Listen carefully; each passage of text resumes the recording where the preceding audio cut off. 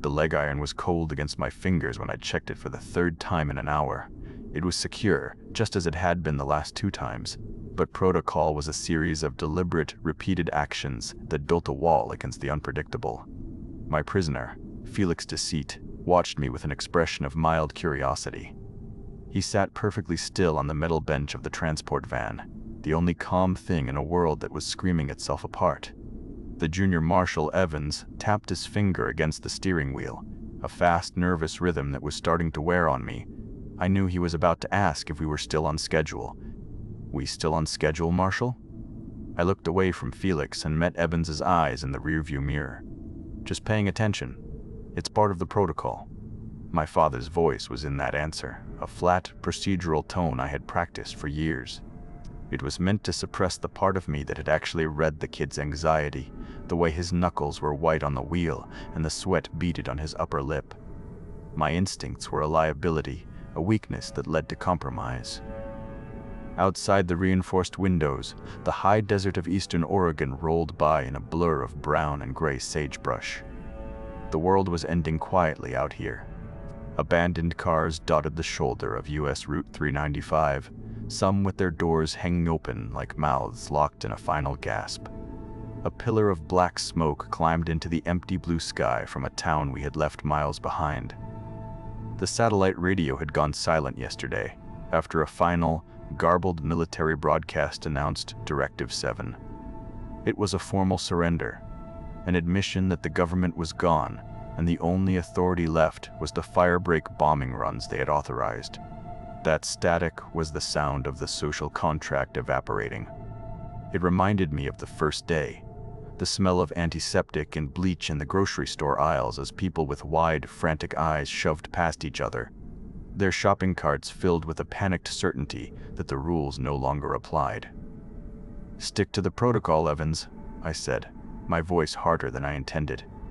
"It's the only thing that separates us from them."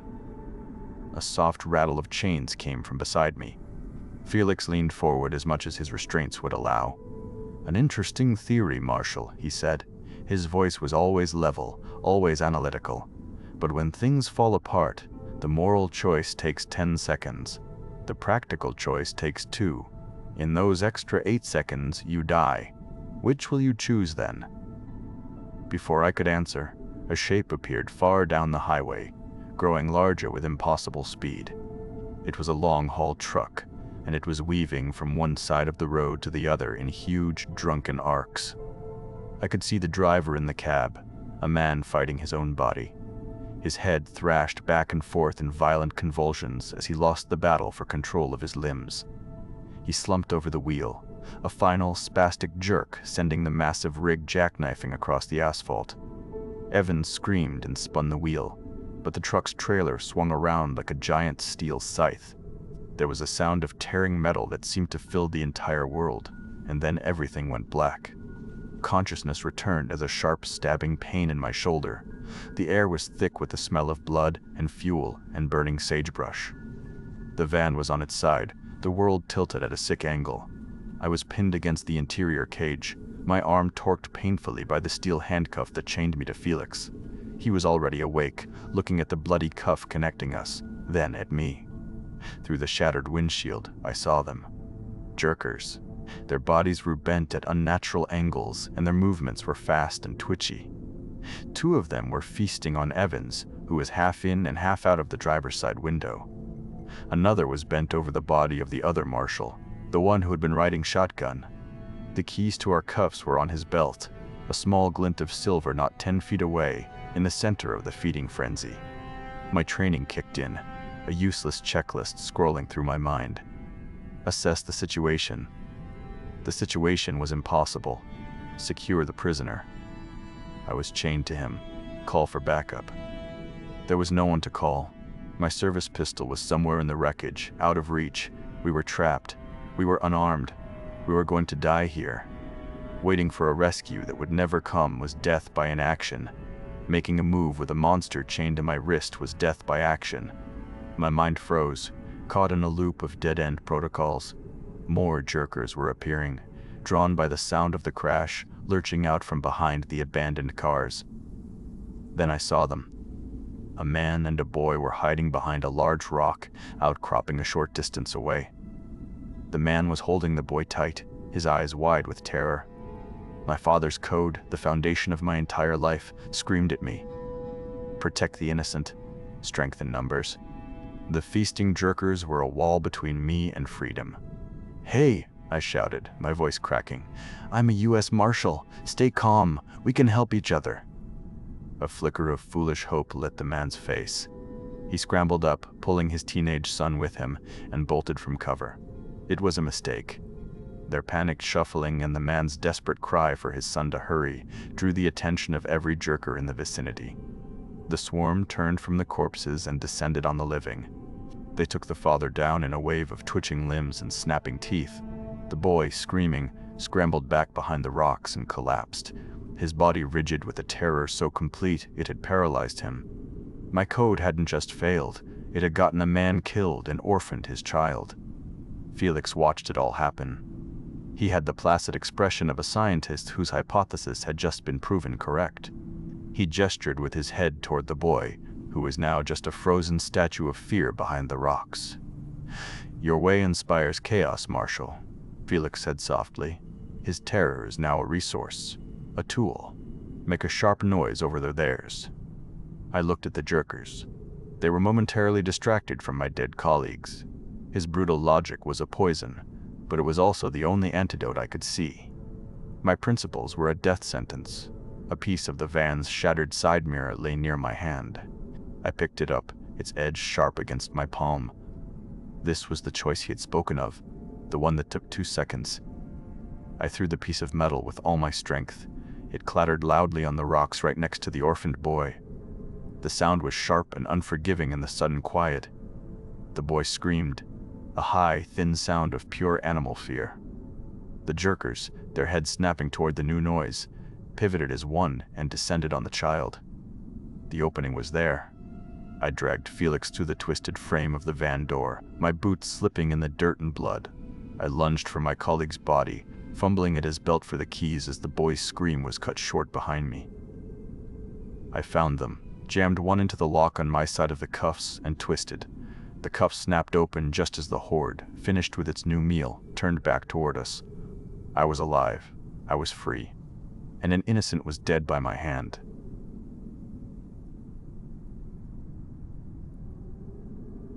"They see a pantry," Felix whispered, the chain between us pulling tight as I froze.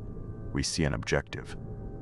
I watched the family stumble toward the diner, a man and a woman supporting a small child who was leaning heavily against them.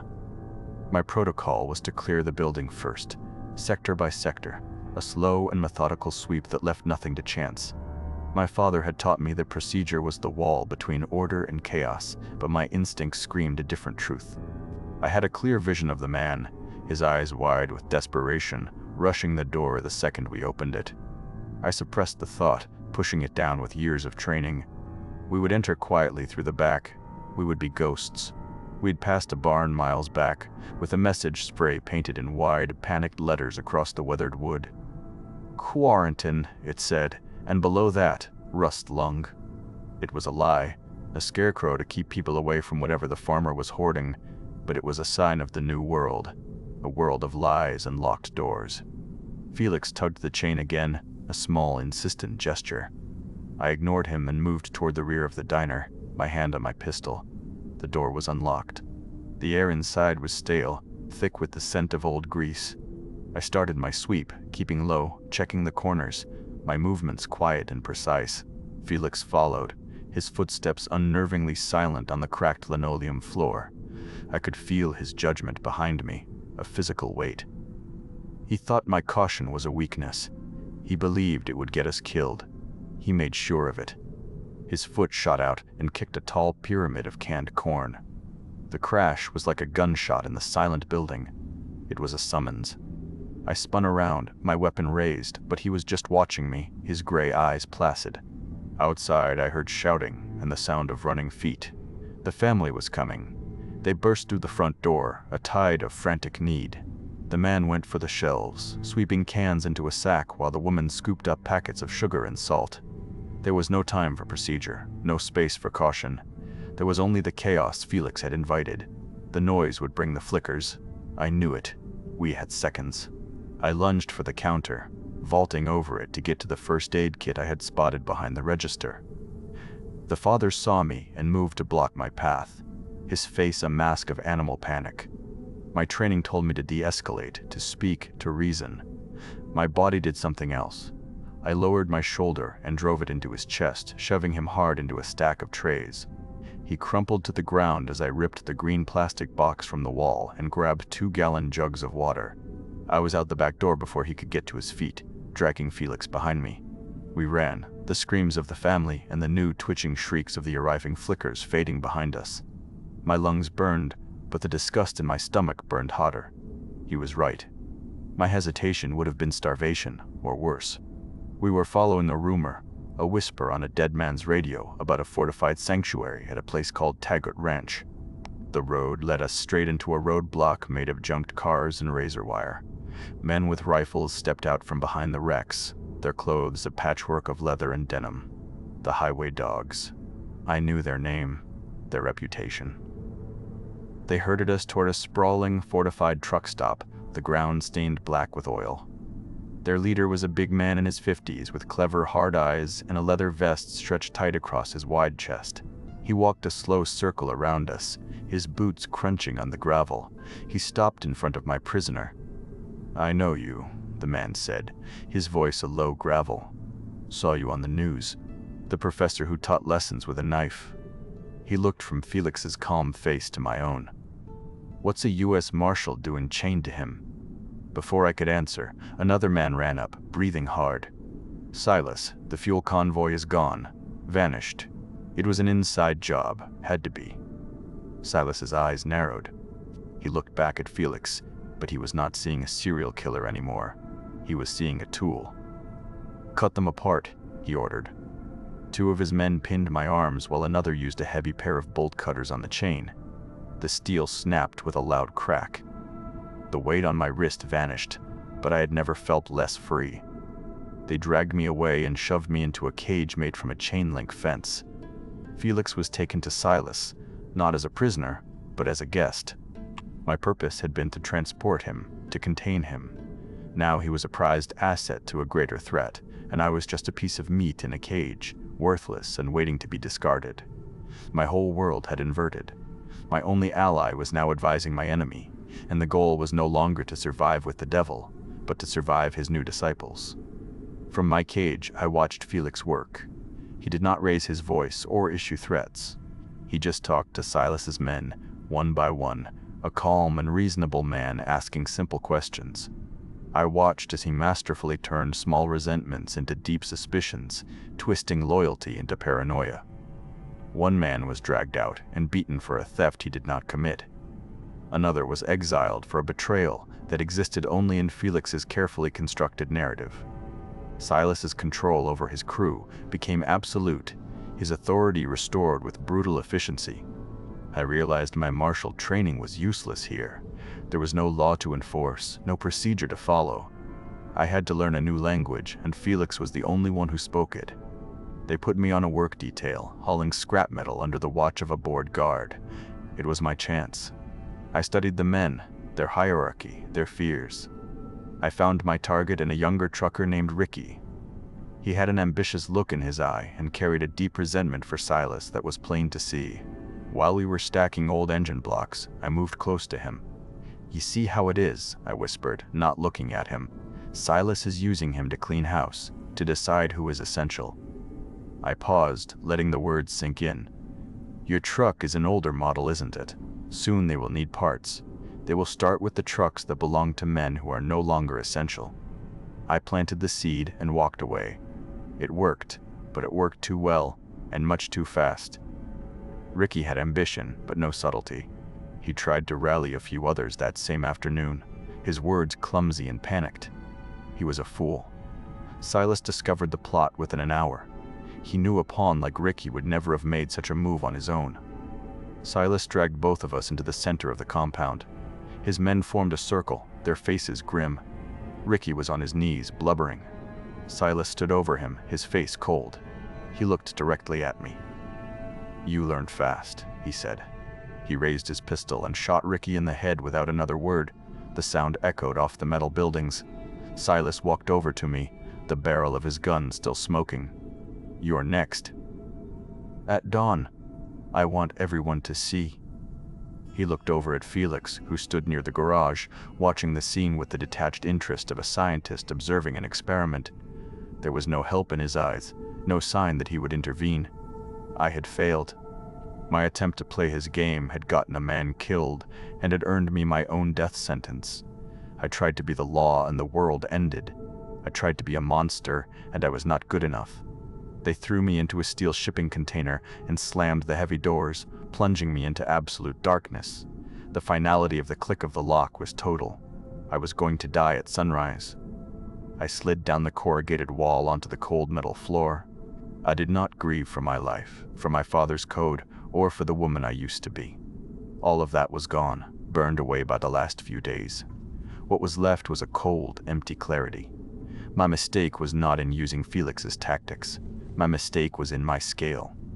I had tried to manipulate a single man. Felix manipulated the entire system. He understood that the Baron's greatest strength was their paranoid cohesion, the very thing that held them together. It was also their greatest vulnerability. In the suffocating blackness, Marshal Xola Metzli died. Something else was born, something forged from tactical knowledge and a philosophy of absolute amorality. I had a plan. It was not a plan to escape. It was a plan to obliterate them all.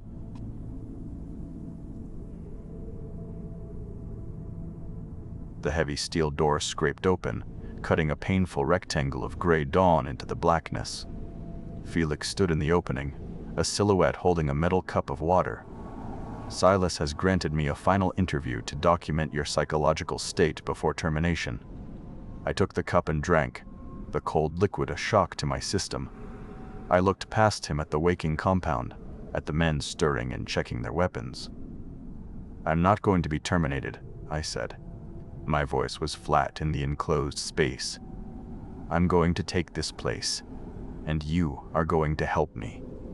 He tilted his head, his placid gray eyes showing the first flicker of genuine interest since they had locked me in here. You have their radio, I continued, my voice low and even. Their lifeline. It is how Silas holds this network of outposts together. It is also a weapon.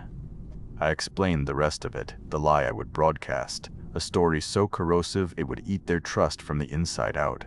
I was not asking for permission. I was stating the sequence of events. Felix listened without interruption. When I finished, a slow smile spread across his face. It was the expression of a craftsman seeing his work finally completed. He wanted to see it happen. He wanted the ultimate validation of his philosophy. A simple distraction will be required, he said. He walked away from the container and returned a few minutes later, dragging a heavy length of pipe. He pointed towards the guards on the watchtower. Their superstitions are a more reliable tool than their reason. He walked over to a cluster of empty 55-gallon fuel drums near the scrap pile. He began to strike one of them with the pipe. A slow, deliberate rhythm. A deep, resonant boom echoed across the compound. 1, 2, 3. A pause. Then one again. It was a pattern, not a random noise. I saw heads turn. Men stopped their morning routines and looked toward the sound, their faces clouded with a primal fear. They whispered to each other. Felix continued the rhythmic banging, a calm priest performing a profane ritual. The men grew agitated, their paranoia now a visible thing. They abandoned their posts, grabbing rifles and moving in a group toward the drums to investigate the source of the omen. The central command truck, with its high-powered radio, was left completely unguarded. I slipped out of the shipping container and moved through the shadows of the buildings. The men were gathered around the drums, shouting at Felix, who had dropped the pipe and now stood watching them with an air of academic detachment. I reached the communications truck and pulled myself inside, closing the door quietly. The interior was a cramped space filled with glowing dials and humming electronics. I knew this equipment. I had spent weeks in a similar truck during the manhunt for Felix. I found the frequency log and located the channel for the Baron's most crucial Allied outpost, a smaller camp they depended on for fuel and medical supplies. I switched on the microphone, took a breath, and pitched my voice high with panic. "Is anyone there? This is Sarah from the Ridge Camp. Please, can anyone hear me?" I let the static hiss for a moment before I spoke again, my voice now a choked whisper. "They're here. The jerkers. They came out of the east. We're overrun." I let a sob catch in my throat.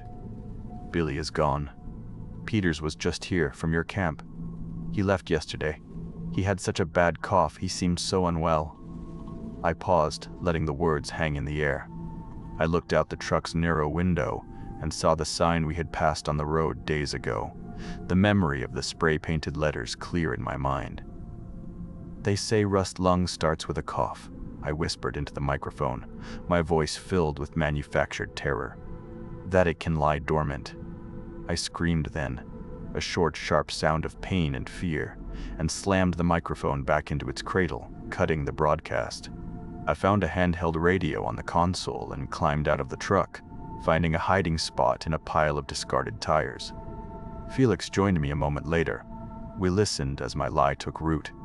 Silas's voice crackled over the small speaker, sharp and commanding, ordering his men back to their positions.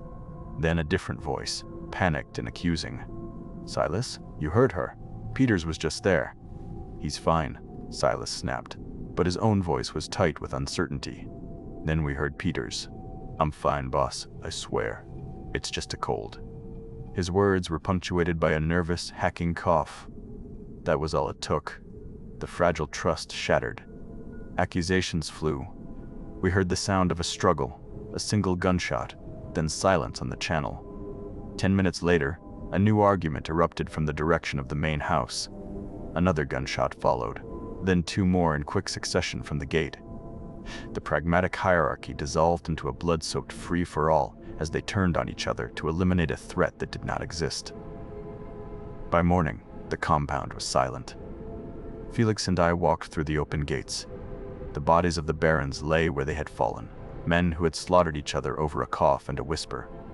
We stood in the center of our new kingdom, a fortress with enough food, fuel, and weapons to last through the winter. We had won. Felix looked at the carnage with profound satisfaction. He turned to me, a genuine, proud smile on his face. "You see, Marshal, the strongest walls were never made of steel," he said. "What now, my masterpiece?" He believed we were partners, the philosopher and his perfect creation. I looked at him, the man who had dissected my soul and built something new from the pieces. He understood human weakness better than any person I had ever known. He could take this compound apart just as easily as we had taken it together. He was the ultimate variable, the one threat I could never truly control. I applied the final lesson he had taught me and eliminated it. I raised my rifle. His smile never faltered. He understood the logic. It was the final, perfect proof of his teachings. The gunshot echoed across the silent, conquered compound. I stand on the watchtower now, looking out over the dry Oregon landscape. I am not prey. I am not a lawwoman or a killer. I am a survivor. My world is defined by a cold, perfect calculus that was taught to me by the man I executed. I have everything I need for security. I have become the thing the world demanded.